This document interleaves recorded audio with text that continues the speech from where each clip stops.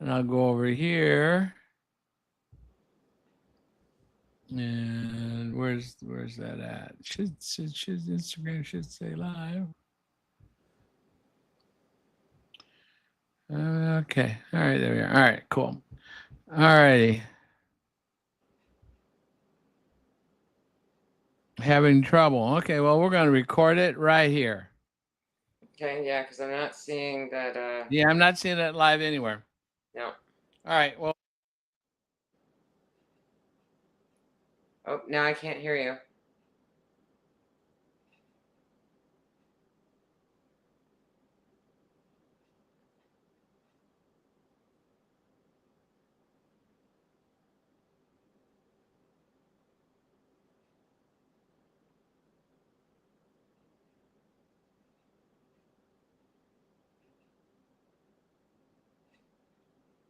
Yeah, I don't hear anything. I just see your mouth moving.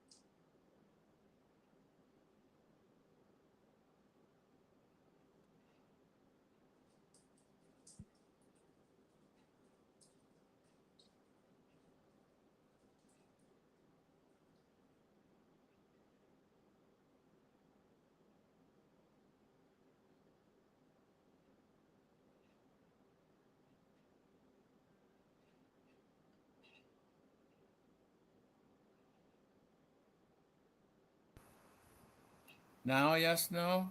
I can hear you now. Okay. Not real good mic, though, is it? It was good until you were trying to record and you got the errors because I still don't see you on any social media.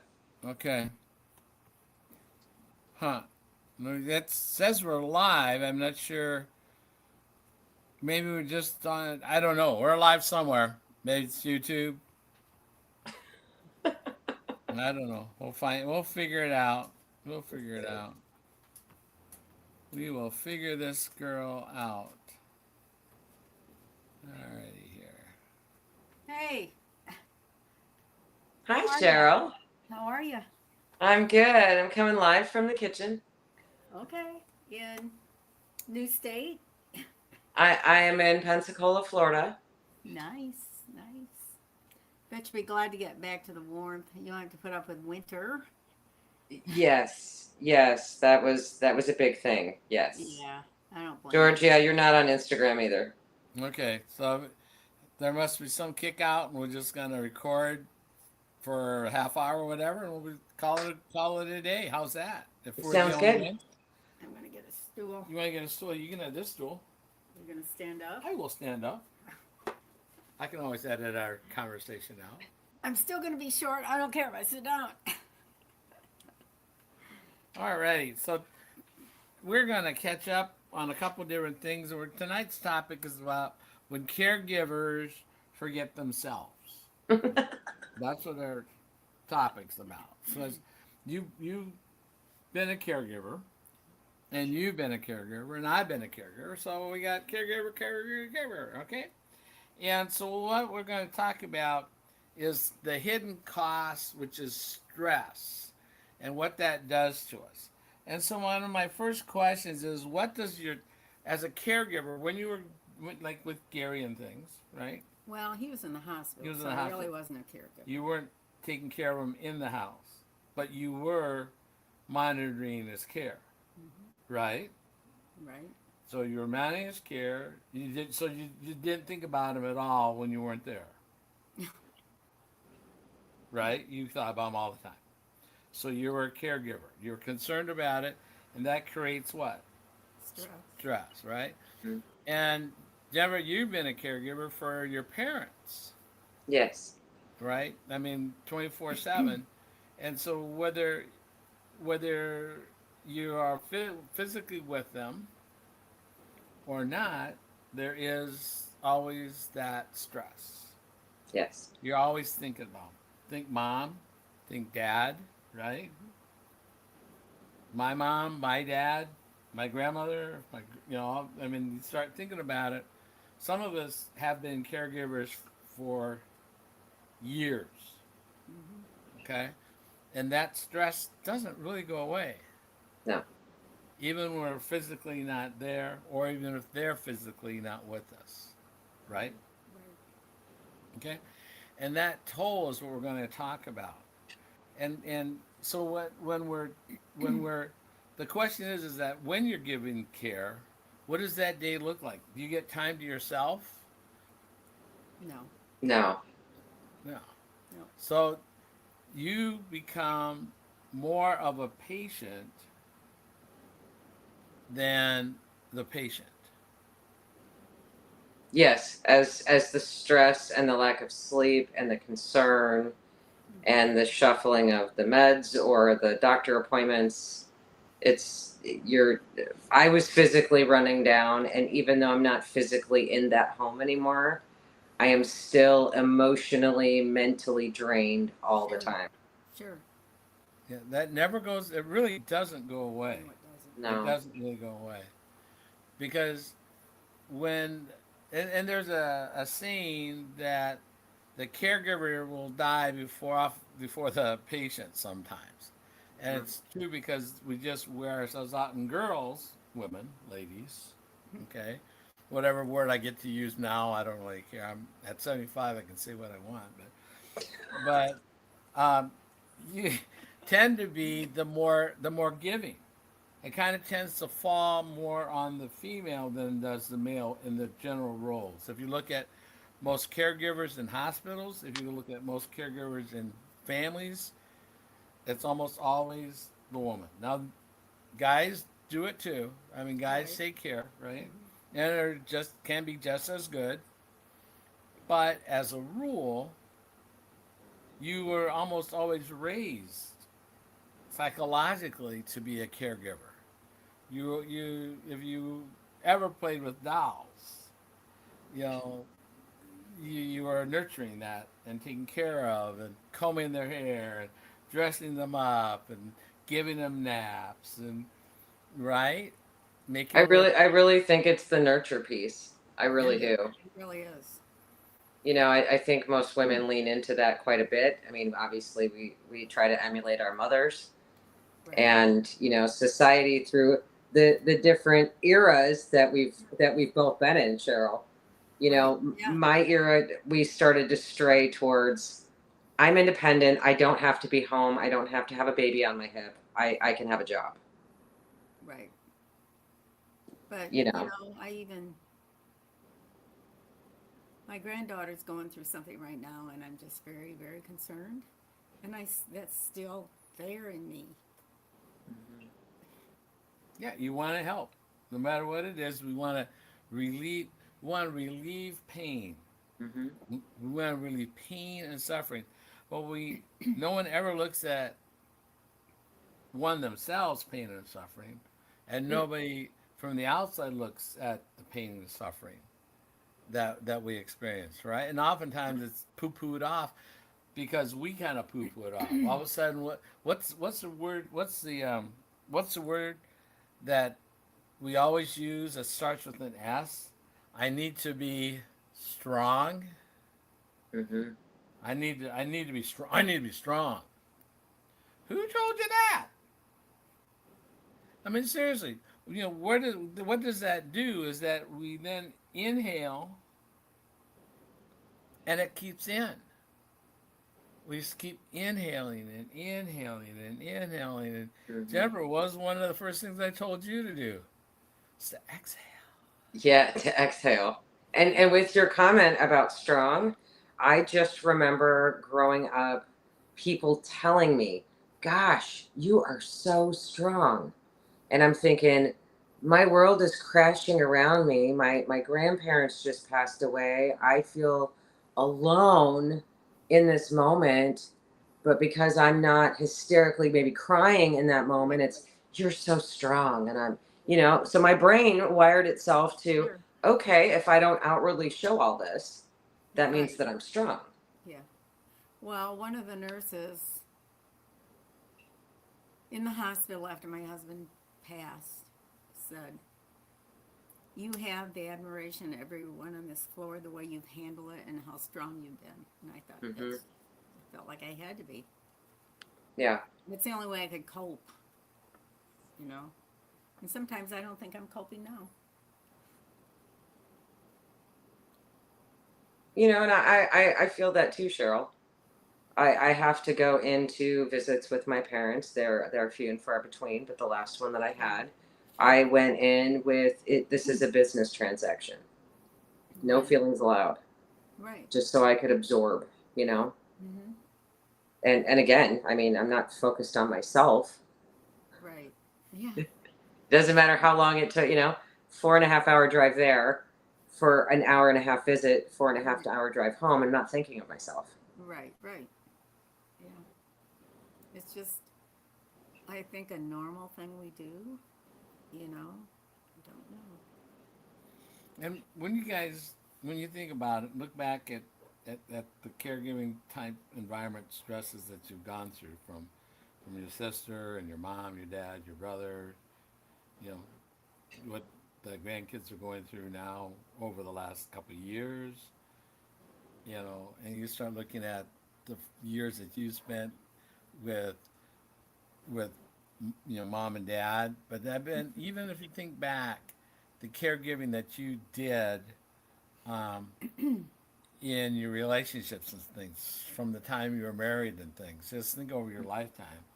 Yeah.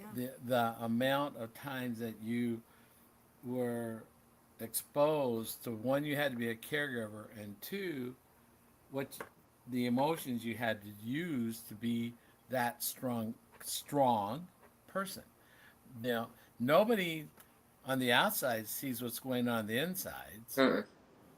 but what what were some things that you experienced on the inside? I mean, what how did that being strong actually make you weak internally?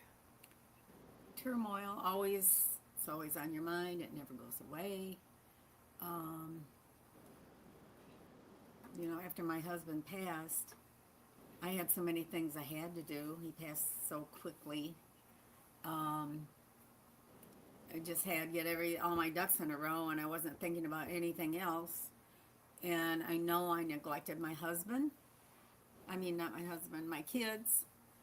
And when my sister was in the throes of Alzheimer's, I know I neglected my husband. And he was fine, but it did affect our marriage. Our marriage was a very strong marriage, but it did affect it, you know, during that phase. It's just something that you just have the energy to do. You have to do it. In my mind, I know I had to do.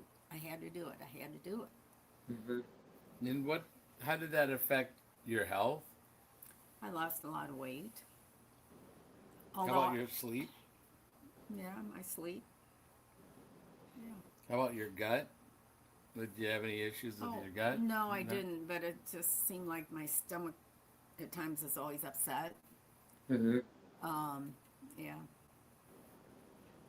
Yeah, I'd have the emotional stress in the stomach all the time. Mm-hmm. I was very tense all the time. Sure. Sleep was a problem. Brain fog was a problem. Zero energy was a problem. And in my life as a caregiver, it started with my two daughters, Sure. and then I married, and there was three more kids in the marriage, so then there was five, and then I had a military spouse at that time, and then it transferred over into, I think I had a very small window where it was just me, Sure. Sure. and there's nothing else to focus on. And I Exactly. was like, now what do I do? Because I had never, I mean, 20 years old, Yeah. I jumped in at all that, and then all of a sudden I had 4 years by myself, and then I jumped into caregiving, and What does your Yeah. body do? Immediately goes back to the way that you know. Right. Yeah. I remember saying on the way back from my sister's funeral, I said to my husband, I said, now what am I going to do? It's just like, what am I going to do? This Hmm. void is there. Yeah, Void is there. definitely the grief cycle for me kicked in, which again Oh, affects yes, it your does. body. It really does. It does. It does. And so when you think about how did it really truly affect your mood or your memory? Where were you at? Well, I remember at one point I thought I was going somewhere, and I had constantly thinking about my sister. I was going somewhere, and I thought, how do I get there? Hmm. I lived in this town all my life. How do I get there? And I'm trying to plan my route in my head. Hmm. So, stress. Yep, I've done that. Or you have a list because that's what you need to take with you, and you Exactly. forget the You list, have the list. and you get to the store, and you're like, I know.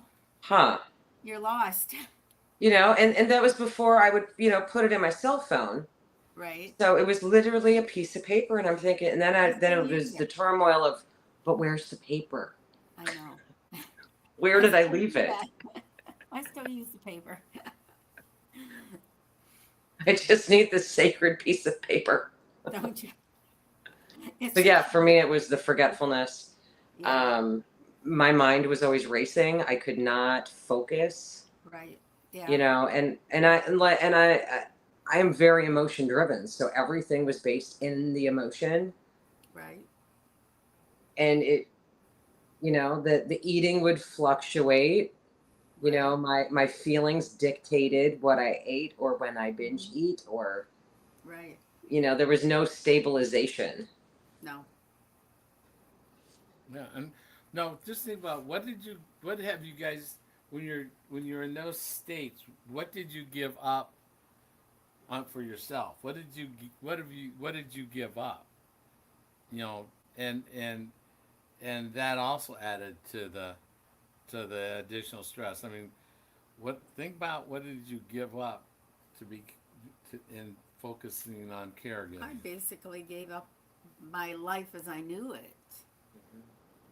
My life was just out of whack because the focus was on caregiving. And My so life as a true adult. Yeah. I'm still trying to learn that. It's like I'm relearning something that I knew 30 years ago, Yeah. and it's finding a balance from the worry and all the things, living outside of the home now, Right. um, and just how to be an adult and how to just think about me. Hmm.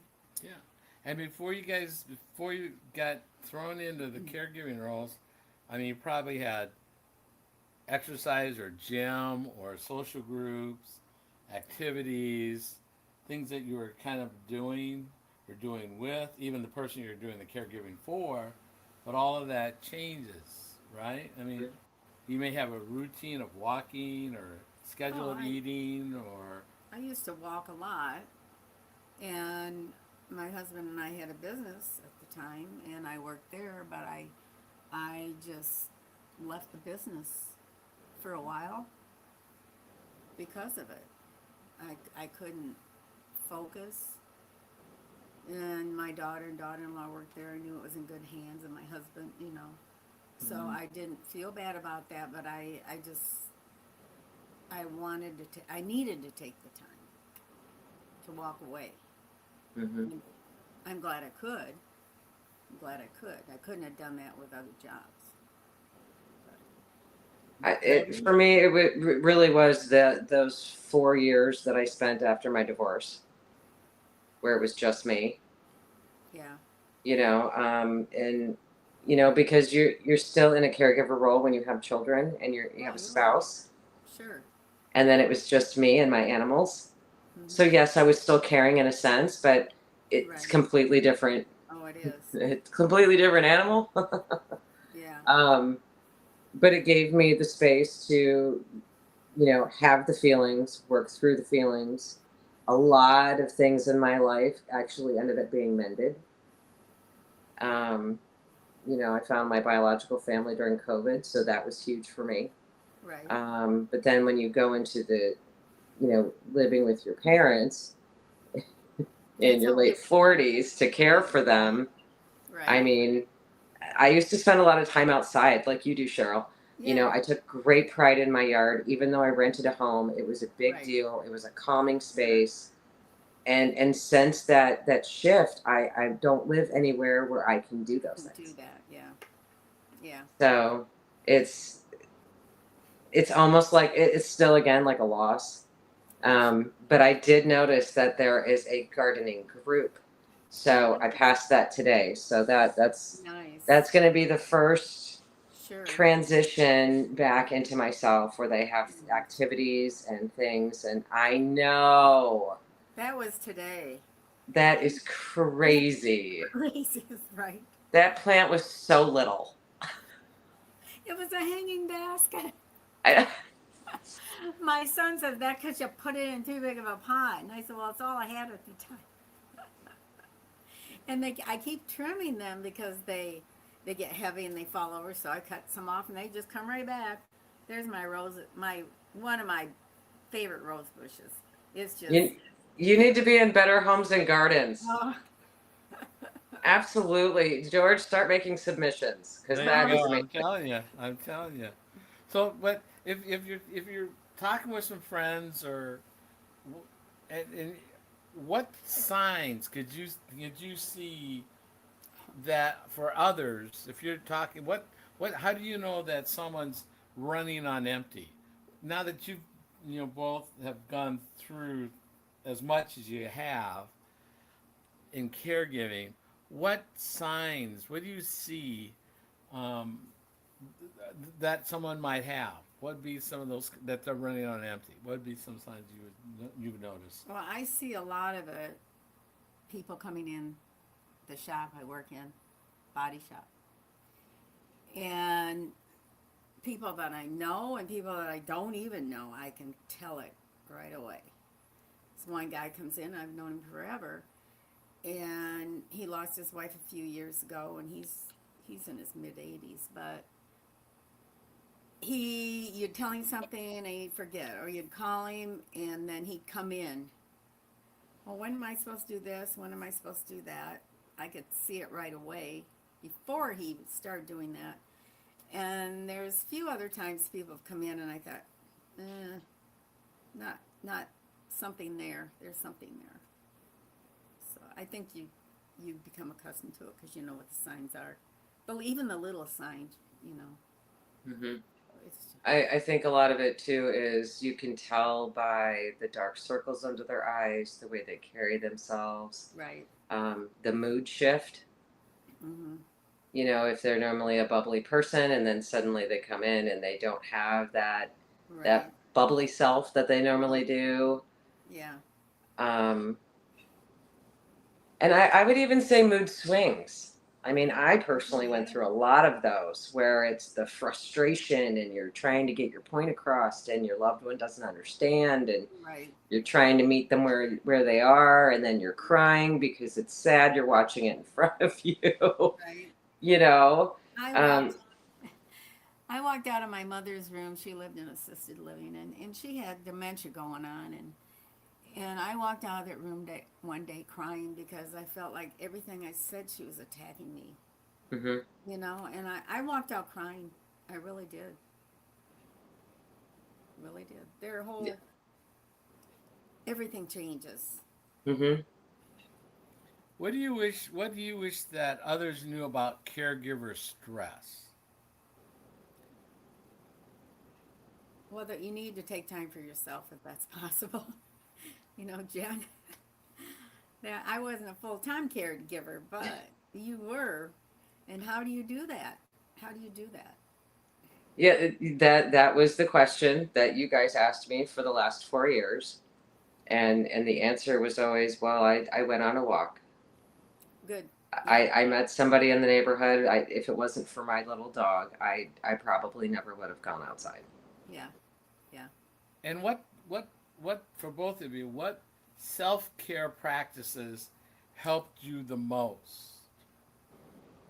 I mean, what helped you the most? What are some things that you were able to do to help you with the whole thing of self care and stress? And what are some things you guys have done? My Kid yard. your yard? My yard was my salvation. It still is. Honest God, it really is. Ask George. Yep, tour de I four. won't. I won't let him help me. I just feel like I need that. Exactly. As a guy and a yard, I'm not allowed. I'm sure the neighbors think, oh, she's out there pushing that mower and riding that mower, and Blowing and where's trimming he? and hedging and digging in But the honest to dirt. God, I just makes me feel better because I Hmm. physical, physical. That definitely is a stress reliever. That's why I would do the walks. I Right. started doing walks with weighted vest. Yep. I also met you fine people, and I would call. And that is like the hardest thing to do. And I didn't want people to know I was falling apart on the inside. Right. Yeah. But if I didn't have you guys and the community that we have, I don't know that I would have made it. Like it took me years before I called my mom's brother. Right. I just can't do this by myself. I need your help. Tell me how you can help me. Yeah. Right. Yeah.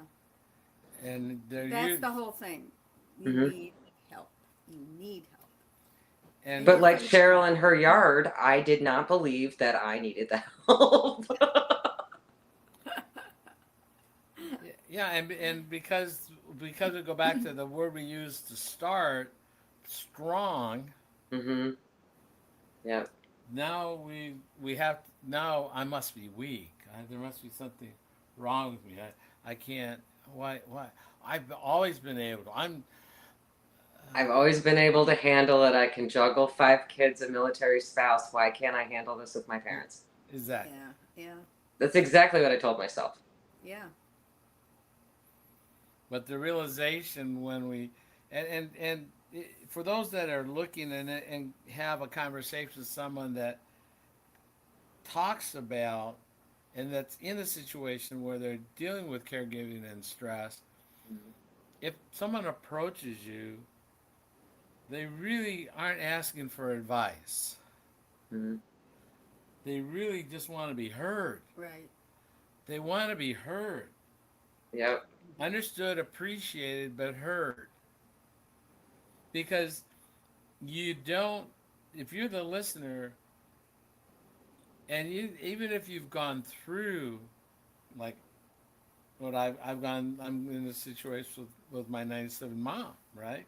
Mm-hmm. Even then, you don't know what they're going through.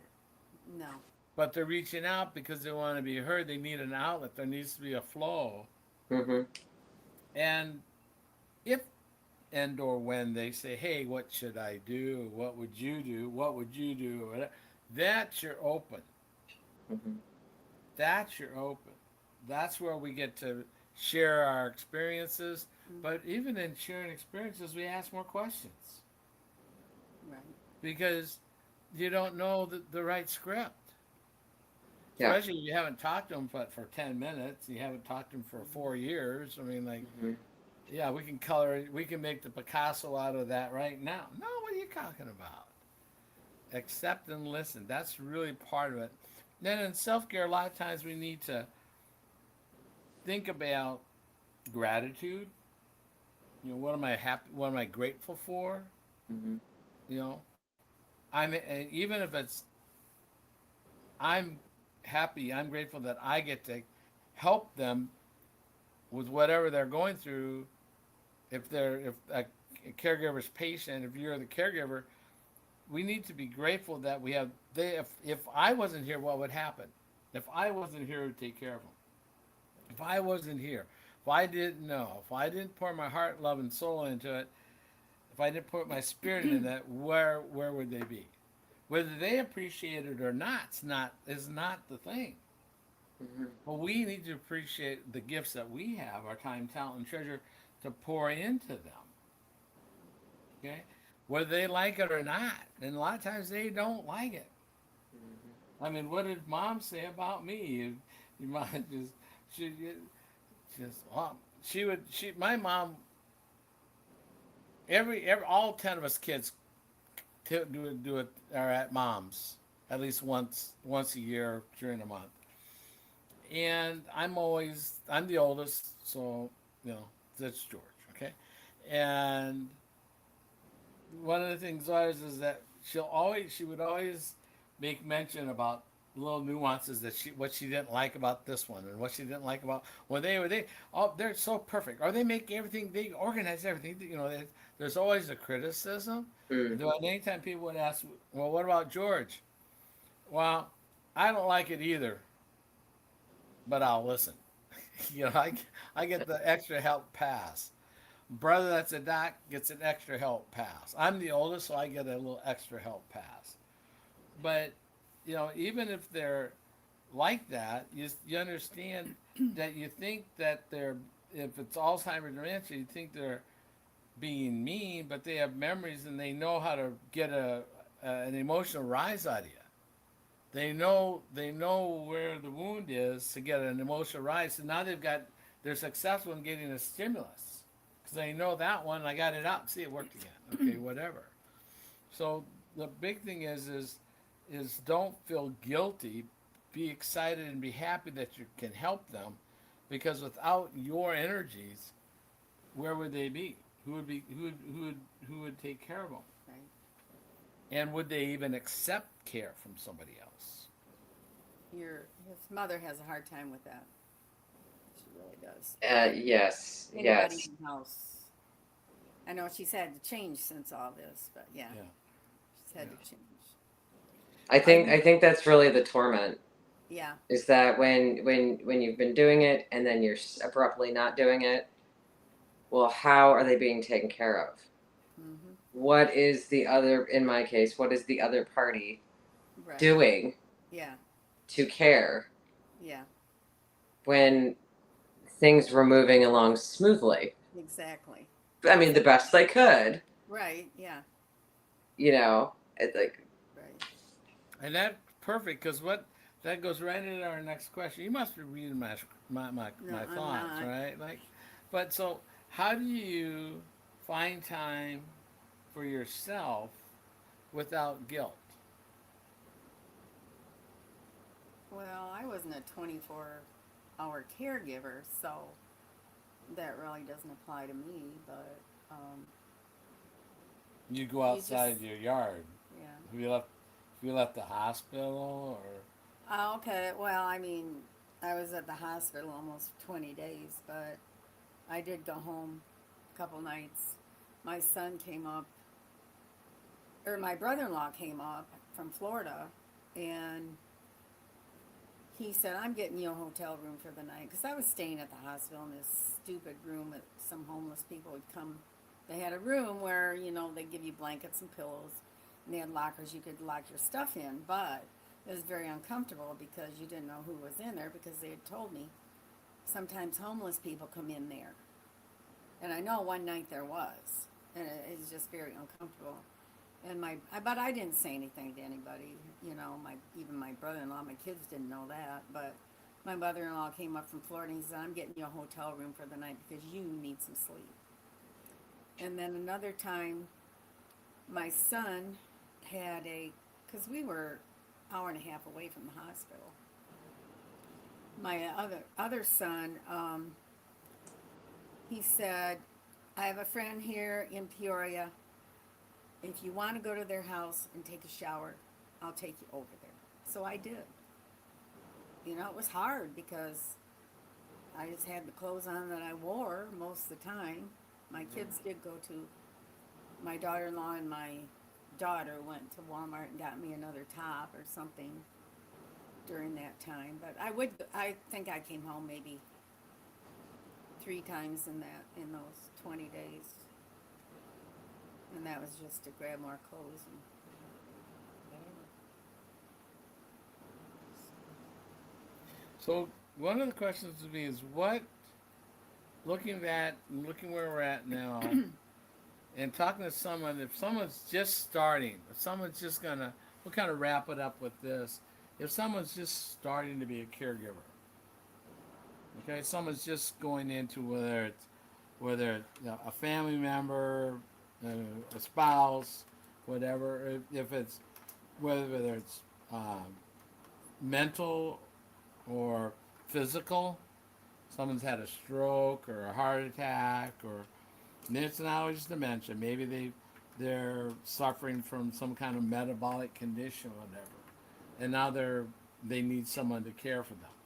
Okay, what would you tell another caregiver that's just kind of starting this journey? What would be a couple things that you would tell them to help them start that whole experience? Patience. If you can get extra help, get it. Because you need a break too. You have to take care of yourself before you can take care of anyone else. You have to take care of yourself first. If you need help, ask for it. I would probably say build a rapport with their medical professionals out the gate. Oh, yeah. That's where I fell short. That, and know that, obviously you're going into something you've never done before, Sure. and mistakes are going to be made. As long as everybody is safe at the end of the day, it is okay. Right. And I think that was very hard for me to wrap my head around, Sure. because I was like, I've got to do this all right this minute. Okay, as long as they're taking, if they were prescribed medications, as long as you know what the list is, Right. you make the calls to, get your loved one's permission. Right. If they're mentally able to give that permission to speak with their professionals, just so you know Exactly. what needs to happen. Yeah. I did it kind of backwards. I jumped in and I was like, whoa, why do you have so many of these pills? Like, why do you have 9 of the same thing? Sure. Yeah. So it was, and that in itself was a process. Sure. Sure. So let me ask you this, guys. In terms of when you can, understanding the importance of sleep, the importance of being hydrated, right? Being hydrated. What other kinds of, what kind of ideas can you use for nutrition? What have you done that's been able to make things better for you? Feel great. What's helped what's helped you to feel great, Jennifer? Now I'm going to ask you the same question, young lady. Well, me personally, Yes. I have this tea that I drink, and what I did not know is that this tea is helping me on something that I learned when I was in middle school. My cells, my mitochondria function. Yes, those sachets you are holding. Yes, sir. This is something that has helped me with the anxiety and depression, the brain fog, the high cholesterol, the menopausal weight. I mean, I have a laundry list, and every time I share, I feel like I'm like, I've got this and this and this and da da da da da da da da da da da, because I keep finding that there were more things that I didn't realize I was struggling with. Right. Right. And I actually was on an insomnia med when I started caring for my Wow. parents. Okay. Were you? I'd been on it for 16 years Oh my gosh. because I could not sleep. My brain would not turn off. Right. And within 6 months of doing the sachets that George was holding, that I have in my bottle here, 6 months, I was no longer on that. I Right. can lay down, I can slow, and I'm a little slow to decompress, so it takes me a good, little bit. I am too. But I sleep, Right. and I sleep soundly, Right. which I couldn't even do in my teen years or prior to that. Really. Yes. Yeah, that has helped me sleep. It does. Although I told George, we were watching a movie last night and I fell asleep during the movie. I said, I can't stay awake during a movie, but the minute I hit the bed, then my eyes are wide open and my mind's going crazy. But you know, one thing But I that do sleep better. it does, and I get to sleep better because she doesn't snore. He would Yeah, get inflammation. he would get up in the middle of the night, go to the couch, and I said, "Is it because I?" No, no, I just couldn't sleep. How many nights he slept on the couch? A lot. It was, and that was after nudging and touching and trying to like give up. So that's helped change, and then we got these little guys. Hmm. These guys on top of it, and now we just all truth be known, just had some popcorn and watched a movie. Guess what I had before? I'm thinking you had some fiber. I think I had some Well, they fiber. can't see the. I know. We had some fiber. And patented fiber. Mm. And what it does is it coats the gut smoothly from top to bottom. And it feeds all the good bacteria. The bad bacteria aren't really happy. They just want the carbs. But guess what?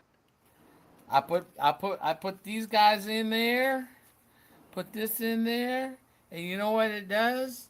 It gives the good guys some shields and spears and just knocks those buggers out.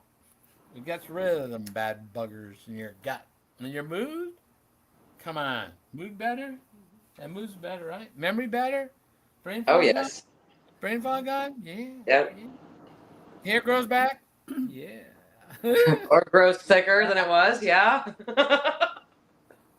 Maybe that's why my hair's thick anyway. Maybe that's why I'm having a horrible time with my hair anymore. Just, what's wrong? I can't do anything with it. I got too much hair. That is the struggle. Hence why it was hot today, so my hair had to go off. I couldn't help it. There you go.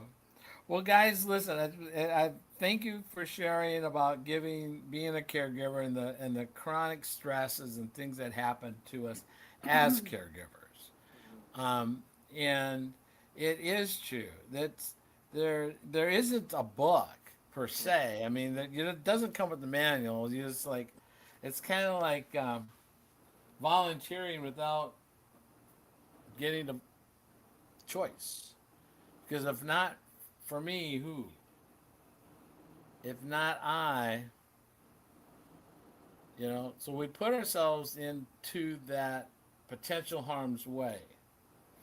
And if we go into it knowing that right off the bat, like you say, you already asked for help Hmm. up front, you learn, and and being strong doesn't mean not asking for help Hmm. and asking sooner than later and keeping people aware and apprised. And if they don't want to be, still keep them aware and appraised because they need to know, and eventually then just don't. But then don't do not feel guilt when they come around and start being critical Hmm. because they have not earned the right to be critical. And if they are critical, the big thing too is one mental thing is to understand, consider the source and where they can be overpowering, pontifical, bravado. They don't know. They aren't aware of the daily because everything looks fine. There's the facade. Yeah. And they only see what they want to see. They Hmm. don't see diapers being changed. They don't see the garbage. They don't see any of that stuff. Hmm. And so my guess my summary on that is if and when that happens, and it will happen, remember to consider the source. And is the source valid? Is there any validity behind those comments. Okay? Stand your ground because you're 24/7. You know the moments. You've seen the moments. You've lived the moments. You're going to continue seeing the moments after the source leaves. Mhm. Always consider the source. And then the quicker you can treat it like fart gas, the better. I mean, you don't save fart gas in a jar so you can get another whiff of it, do you? No, you let it go. What? Go. Poof. Mhm. Literally poof. And if you could light it, you'd love to have it explode and be gone. So you Mhm. don't keep the stink around. So don't carry it around here or here. Treat it as fart gas. Let it go. It may stink in the room for a while. Fine. It will clear. Know that you, as a caregiver, have a heart Mhm. of service and you have a gift. Many, many, many, many, many people don't have that gift. They're not lining up to volunteer to help. And if they're told to help, it'd be begrudgingly, and they wouldn't even do whatever it is that they need to do. Mhm. So you are a unique, you're blessed, you've been chosen, and so I'm proud of both of you individually as well. And it's always an honor and a love to be able to share some time with you at least once a week and banter and have discussions and be able to let some stuff out and let some stuff out because we otherwise it's in here and that's just going around in circles and we've got to have the opportunity to let some of that go. Mhm. Sometimes it's painful, yeah, but it helps. Mhm. It does help. So anything else on caregivers you want to talk about today? Or have I exhausted you all both? All right. Nope, you're done. You're done. I'm Jennifer, good. we are proud of you. We love you to here and beyond. And we're so Thank you. proud of all the things you've done and continue to accomplish, the lives you're touching. And if you want to really get a hold of your health, you really want to be a strong caregiver for your kids, for your spouse, for your family, get with Jennifer and she'll help get you on the protocol. She will help lead you, she'll be your coach, and she is a living example of transformation, of changing one's health trajectory with the simplest little thing of just having a little bit of a little drink, right? I mean, you mix it up every morning when before you go to work, and then one in the afternoon before dinner, right? Right. The simplest thing in the world. I thought it was the silliest thing when my girlfriend told me about it, and I was like, "You're drinking a tea and a fiber, really? Yeah, I'm good. really? Yeah, I'm yeah, totally good." yeah. That's good. Yeah, Yep. that's fine. Yeah, Yeah. until you start seeing some of the actual results, and then Game like, changer. yeah, Even in my mother with cognitive decline, the 2 months that I consistently she was willing to take it consistently, her recall was much quicker. So Yeah. I know it works. I know it yeah, works. yeah. It is. It is non-negotiable in its ability to do what we say it'll do. Yep. There's hundred thousands of actual success stories, Yeah. and even when people in the latest study that we did with 200 some people, guess what? There was great results in terms of blood work Mhm. and physical transformations Mhm. and only 28% of the participants actually were compliant. No, isn't that Yeah. nuts? 62% screwed Yep. up constantly, and they still got And results. they still had better blood work than when they started. Exactly. Right. So Yep. the next is Next question, please. What do you got? I mean, come on, give me something. You can't.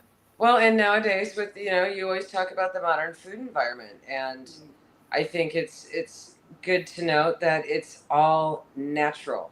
It's a nutraceutical.